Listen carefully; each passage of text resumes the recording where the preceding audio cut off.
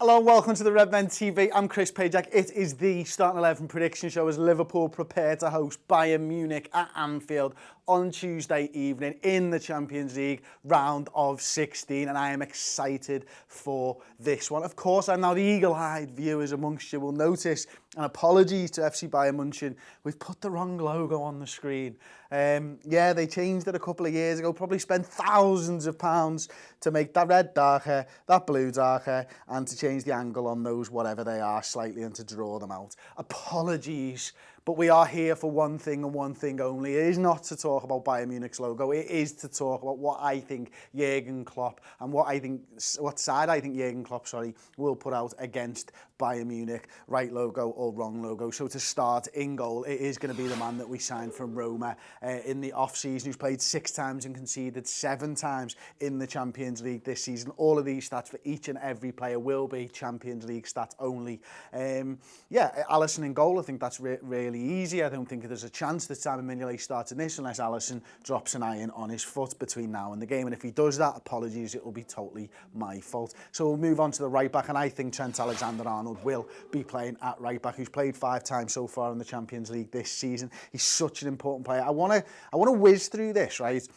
And I want to talk about the team in its entirety when we get to the back end. But as you can see, some stats here, passes per 90, 56%, tells you all you need to know. He's in a massively integral part of this side. He's completing 74% of those passes. He's attempting 2.75 dribbles per 90 as well, and winning 69% of them, which is great. Alongside him, this is where the question marks will be. I think it's going to be Joel Matip in at centre-half, who's played the last few games. He hasn't looked bad, but he hasn't filled everybody with confidence. I think all Liverpool fans can agree with me there that they'd rather have Joe Gomez and Virgil van Dijk available for this game, but they're not going to be available. Joel Matip, I believe, will be partnered alongside Fabinho.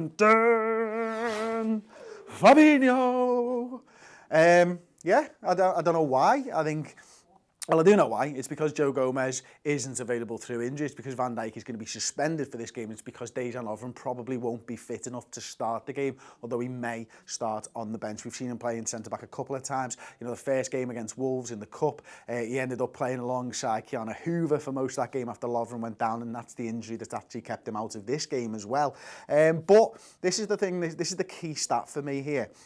He's winning 87.4% of his defensive duels. That's 5.81 per 90. And that's why I think it'll be Fabinho over, and it's been talked about, and not that I think it'll happen, but Jordan Henderson in the centre of the park, in the centre of defence, because he can win headers, and that's something that I think you have to do when you're playing against Bayern Munich. They'll look to have an overload, maybe play their wing-backs, full-backs, overload on the right and the left-hand side, and whip balls into the likes of Robert Lewandowski and Goretzka arriving from late. So I think Fabinho is a good fit for that one. You want someone who's going to win those headers alongside Joel Matip, because Lewandowski is an absolutely lethal forward and one of the best headers in world football. Alongside him, I think it's dead easy. I think it's got to be Andrew Robertson.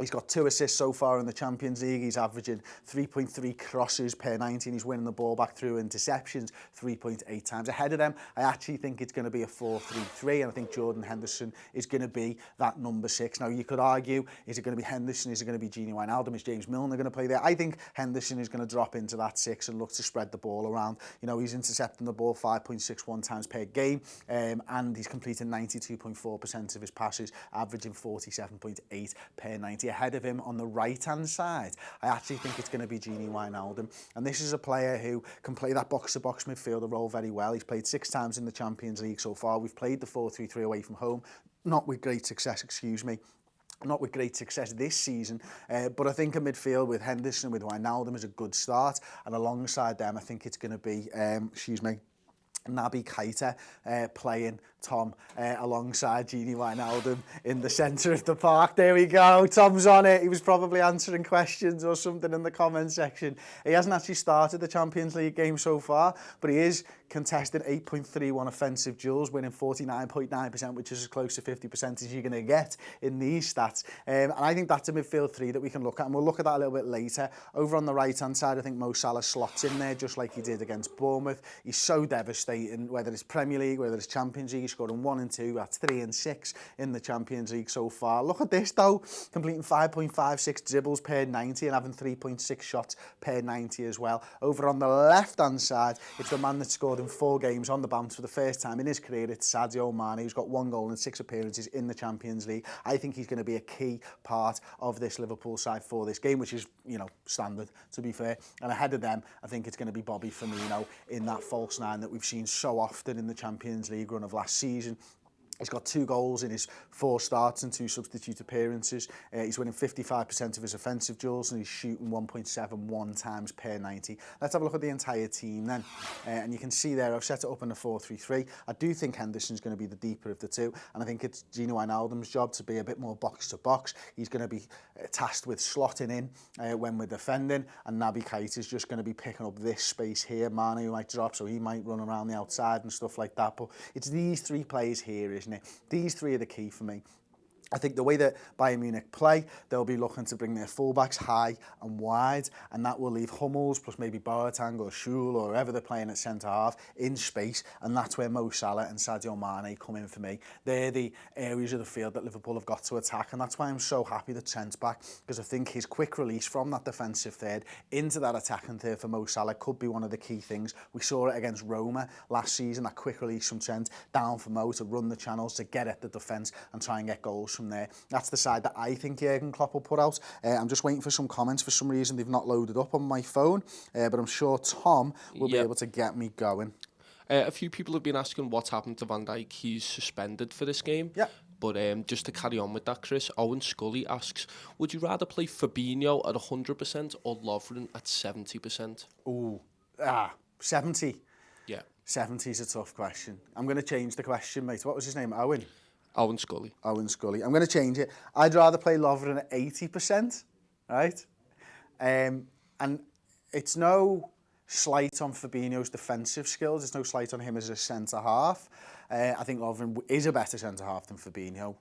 Full stop. But I'd rather have Fabinho in the centre of the park, and that'll be a big miss for me. You know, I'd want to see. I can't talk today. I'd want to see Fabinho in this area here where Jordan Henderson is, and then maybe play Wijnaldum and Keita ahead of him, just like we saw against Bournemouth. And I think he's going to be a big miss in the centre of the park, and that's why I'd like to get Dejan Lovren in there. I also think this type of game actually suits Dejan. I know sometimes he can lose his head and stuff, but it looks to me like he's a player that would relish the challenge of going up against Robert Lewandowski in this Bayern Munich side. You know, much has been said about them. They're on the downward curve and all that.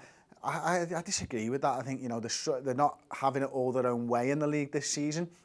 But if Dortmund lose tonight, that will be the points gap down to 2 points. They're 2 points behind them at the moment, but Dortmund have got a game in hand. They feel like they're in a bit of an ascendancy. Since their winter break, they've only lost once against Bayern Leverkusen the other week, but they've been very good. They've been scoring goals for fun. It's just whether their manager will get away. And this is the thing, their manager, he's a very good manager first and foremost, but he had some teething problems earlier on in the season. They're now getting used to that space-orientated counter-press, much like Liverpool. It's going to be 2 teams going toe for toe, counter-press to counter-press, looking to counter each other all the time, looking to create space for their attackers to play in. And it's who's going to be better at that. And I fancy our front 3 is the better front 3 than their front 3. Although, you know, Lewandowski, Gnabry, Coleman, all good players. But it's going to be interesting, and I feel like these games are going to be defined by who scores the most, not who's got the best defence. And I think that's both home and away in this one. So I hope I've answered your question, but definitely at 80%, not 70%.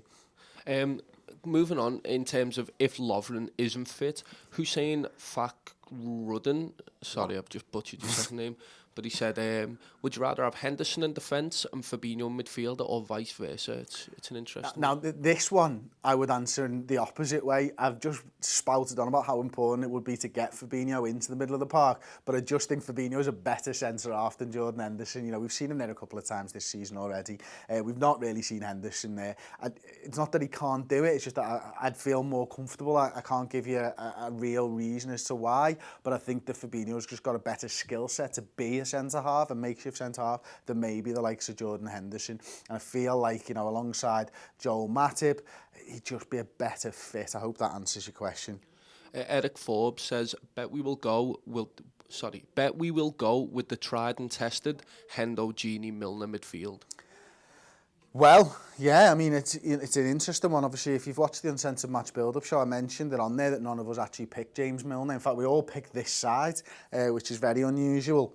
The Milner thing's interesting because it has been a bit of a go-to, hasn't it? You know, it was enforced during the end of the Champions League run last season because of Alex Oxlade-Chamberlain's injury. But the three fellas that you know that you can trust, that can play the system. But for me, it's about making sure that against a good side like Bayern Munich, we have probably a little bit of something special in the middle of the park. Now, I know Naby Keita hasn't quite hit the heights that we all wanted him to hit so far this season.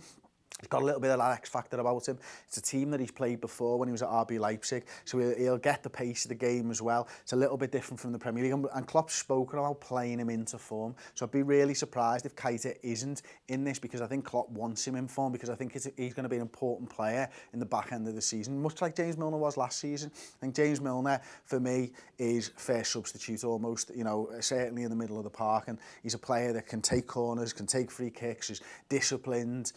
But I just think there's something special about Naby Keita, and I'm hoping that we see that between now and the end of the season. Have you got one more for me, mate?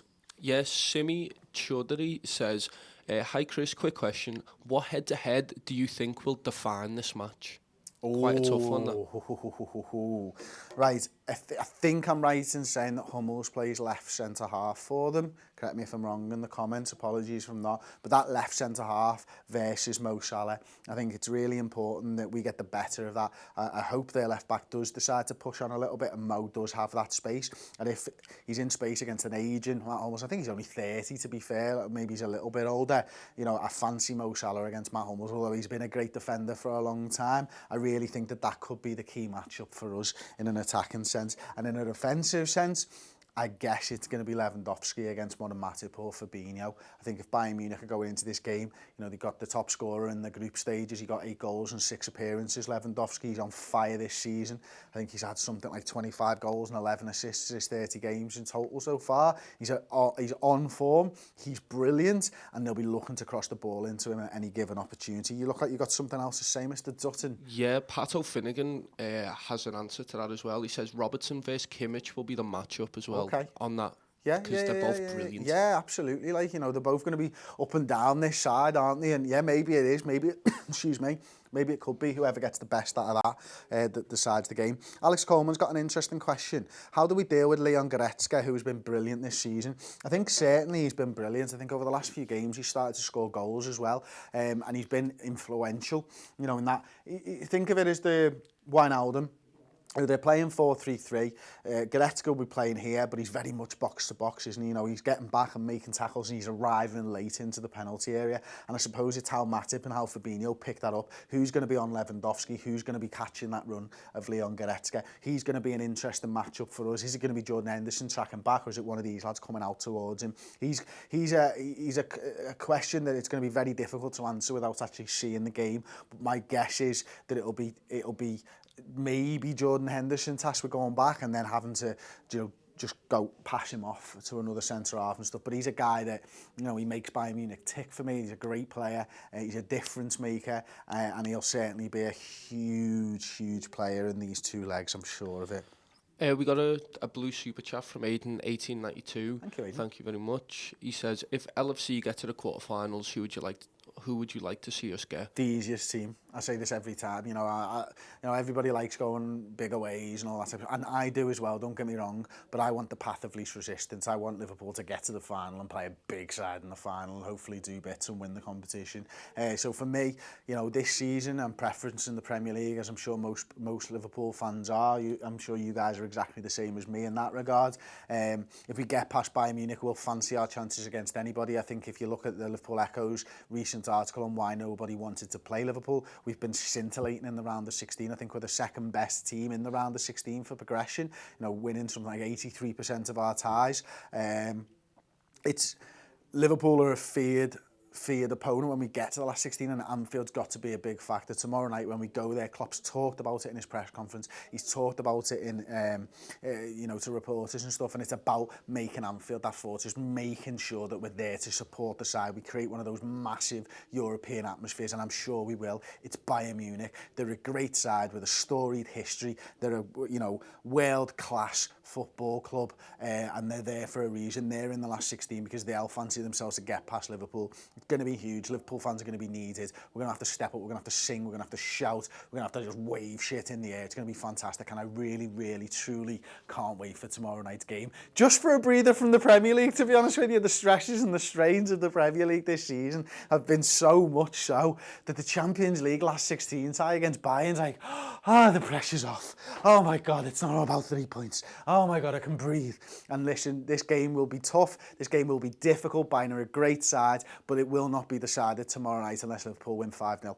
In which case, I still probably would think to myself, oh my God, they can still do something in the second leg, and Bayern Munich and the Allianz, and we'll be there every step of the way, following Liverpool home and away in the Champions League. What's better than that? Like the video, subscribe to Redmen TV on YouTube. Thank you all for joining in the comment section. If you're watching this on demand, then leave us your thoughts in there as well. I'll be back into the comments later on today. Thanks for watching. See you next time.